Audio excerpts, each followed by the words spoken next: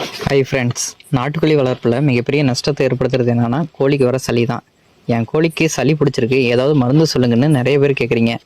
ஆனால் மருந்து கொடுக்கறத விட கோழிகளுக்கு ஏன் சளி பிடிக்குது, அதோட காரணத்தை தெரிஞ்சுக்கிட்டா நம்ம சளி நோயிலிருந்து நம்ம ஈஸியாக தடுத்துடலாம். இன்றைக்கி வீடியோவில் கோழிகளுக்கு சளி பிடிக்கிறதுக்கு என்னென்ன காரணங்களால் பிடிக்குதுன்னு தான் நம்ம வீடியோவில் பார்க்க போகிறோம். வாங்க வீடியோக்குள்ளே போகலாம். முதல் காரணம் என்னென்னா பண்ணையில் வர ஸ்மெல் தான். இதுவை அம்மோனியா கேஸ்னு கூட சொல்லுவாங்க. இது எப்படி பண்ணையில் ஃபார்ம் ஆகுதுன்னு கேட்டால், கோழியோட எச்சத்தை க்ளீன் பண்ணாமல் அது மேலேயே தண்ணி வைக்கிறதும் அந்த தண்ணி கீழே சிந்துறதுமா இருந்தால் இந்த கேஸ் ஈஸியாக ஃபார்ம் ஆகும் ஃப்ரெண்ட்ஸ். நீங்கள் பண்ணைக்குள்ளே போனீங்கன்னா கண் எரியும், அப்புறம் ஒரு துளி கூட மூச்சையாக விட முடியாது. இதுதான் அம்மோனியா கேஸ்னு கூட சொல்லுவாங்க. இந்த கேஸ் கோழியோட சுவாசத்துக்கு போய் லேசாக புண்ணு மாதிரி ஃபார்ம் ஆயிரும் ஃப்ரெண்ட்ஸ். அப்புறம் இதில் பாக்டீரியா உள்ளே போச்சுன்னா ஈஸியாக சளி பிடிச்சிரும். இரண்டாவது காரணம் என்னென்னா திடீர்னு மாறுற கிளைமேட்ஸ் தான்.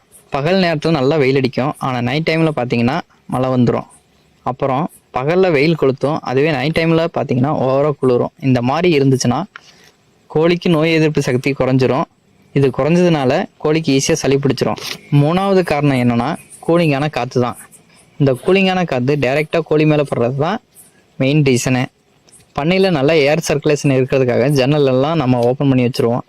இதனால் நைட் டைம் பார்த்தீங்கன்னா கூலிங்கான காற்று கோழி மேலே பட்டுச்சுன்னா ஈஸியாக சளி பிடிச்சிடும் ஃப்ரெண்ட்ஸ். அதுவே இளங்குஞ்சாக இருந்ததுன்னா சில நேரத்தில் இறந்து கூட போகிறதுக்கு வாய்ப்பு இருக்குது.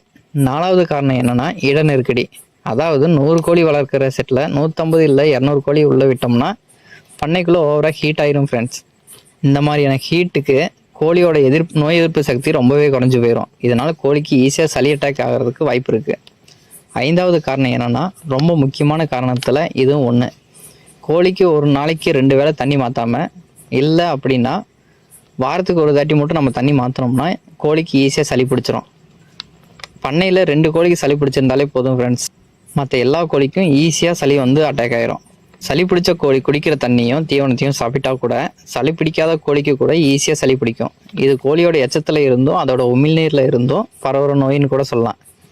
இந்த தகவல் உங்களுக்கு பயனுள்ளதாக இருந்தால் ஒரு லைக் பண்ணுங்கள், உங்கள் ஃப்ரெண்ட்ஸுக்கு ஷேர் பண்ணிக்கோங்க. மறக்காமல் நம்ம சேனலை சப்ஸ்கிரைப் பண்ணிக்கோங்க. அடுத்த வீடியோவில் சளிக்கான சிறந்த மெடிசன் பற்றி நம்ம பார்ப்போம். நன்றி, வணக்கம்.